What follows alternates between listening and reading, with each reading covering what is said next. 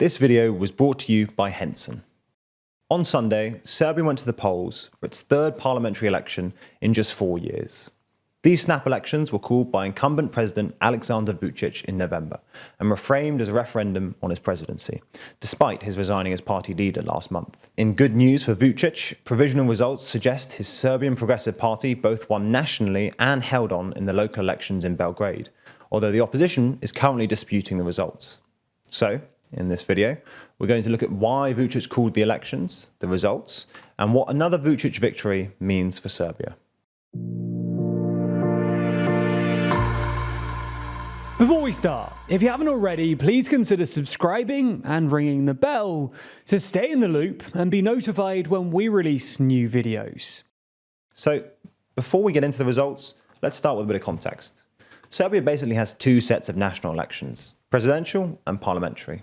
Sometimes these happen simultaneously, but most of the time they're held separately because the Serbian president is elected for a 5-year term, while Serbian MPs are nominally elected for 4-year terms, although it's worth saying that snap elections are very common in Serbia. Parliamentary elections, which are what happened on Sunday, use a nationwide proportional representation system with a 3% vote threshold to elect the 250 deputies of the National Assembly. Sunday snap elections were called in early November by incumbent President Aleksandar Vucic after roughly a year of escalating tensions between Serbia and Kosovo. We've covered the ongoing Serbia-Kosovo crisis in more detail in other videos, but the TLDR is that while Serbia and Kosovo have never really got on, tensions began escalating in mid-2022 when Kosovo authorities tried to get ethnic Serbs living in northern Kosovo to use Kosovo license plates on their cars. Despite a moment of optimism earlier this year when it looked like the EU had mediated a deal, things got worse in May, when fighting broke out between ethnic Serbs and NATO peacekeeping forces after Kosovo authorities tried to install newly elected mayors. For context, ethnic Serbs in Kosovo boycotted April's elections, which meant that ethnic Albanian politicians were elected even in majority Serb areas. At the same time, Vucic was having domestic problems in Serbia itself.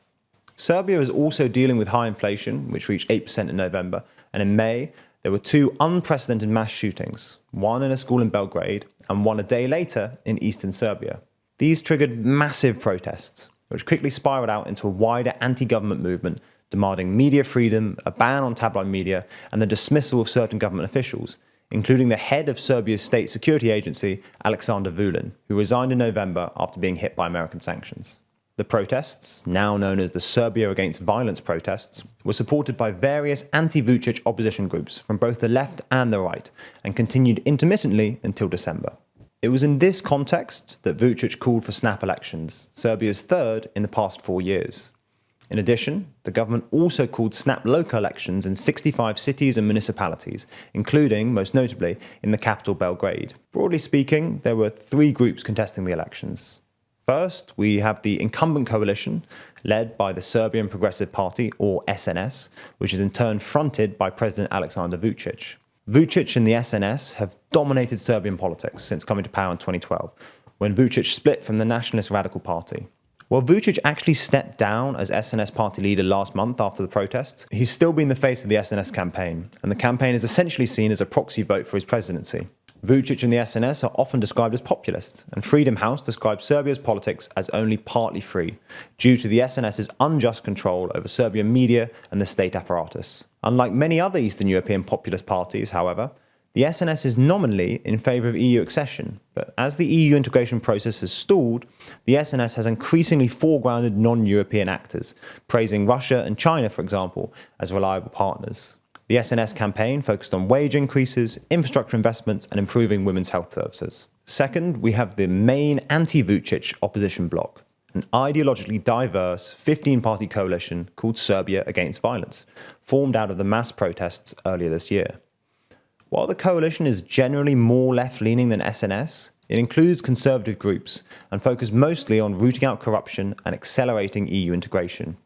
Its 2 co-leaders are Marinika Tepic, a former journalist and human rights campaigner who's also the vice president of the Party of Freedom and Justice, and Miroslav Aleksic, president of the People's Movement of Serbia, who was a key figure in the opposition boycott of the 2020 presidential elections and campaigns against the independence of Kosovo as a precondition for EU integration. Third, and finally, we have a handful of other right-wing nationalist parties who are generally focused on aligning Serbia's foreign policy towards Russia, taking a harsher stance on Kosovo and social issues, such as opposing same-sex civil union legislation.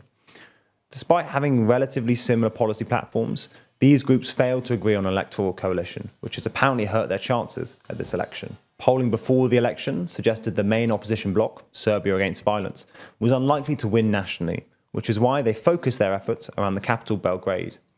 Home to a quarter of the population and more than half of its GDP, Belgrade is generally more liberal than the rest of the country, and victory here would possibly provide the opposition with a political base and potentially pave the way to national rule. So let's get into the results.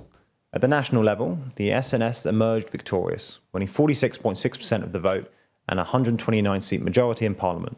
The Serbia Against Violence coalition won 23.3% of the vote and 63 seats, while the Socialist Party won just 6.6%. Finally, the right-wing NADA coalition won 5% of the vote, and a populist right-wing organisation led by a YouTube conspiracy theorist won a similar amount. Other small parties, mostly representing minorities in Serbia, scraped the leftover votes. This is a big win for the SNS, and it seems Vucic managed to draw voters away from the Socialist Party by attacking them during the campaign, in spite of the fact that the Socialists had previously supported the SNS in coalitions.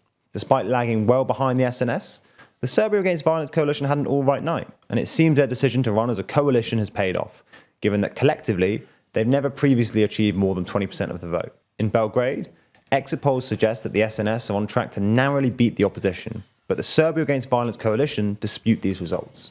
They claim that an estimated 40,000 illegal voters were bussed into Belgrade from outside Serbia, including from Republika Srpska, the Serb-majority autonomous province in Bosnia and Herzegovina. At time of writing, Aleksic and Tepic are calling for a repeat election and have planned a protest for Monday evening. So what happens now? Well, unless the protests are sufficient to either garner international attention or pressure Vucic into a repeat election, it looks like Vucic and the SNS will continue to dominate Serbian politics for the foreseeable future, and both Tepic and Aleksic will be under pressure to resign. I've been using Henson's products for a few months now, and I really do recommend them from an economic, environmental, and shave perspective. Firstly, Henson's razors take entirely standard razor blades, which means instead of being forced to buy expensive replacement blades, including features you don't even need, Henson's razors cost about 10 cents each, allowing you to replace your blades more frequently and cut down costs significantly. Now, admittedly, the razor itself may cost more than other brands, but over the lifetime of the products, it quickly becomes a lot cheaper than buying all of those expensive replacement blades.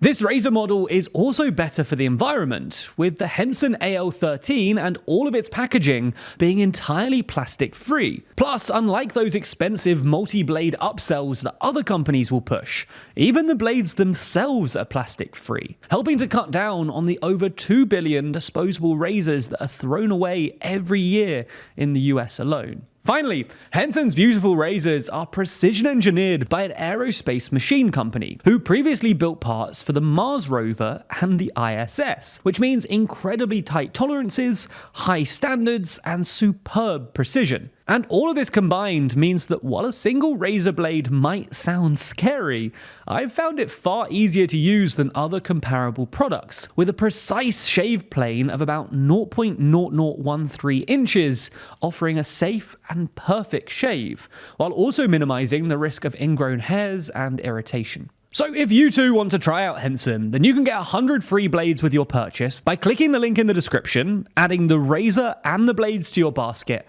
and then using our code. Thanks to Henson for sponsoring this video, and to you for supporting TLDR News.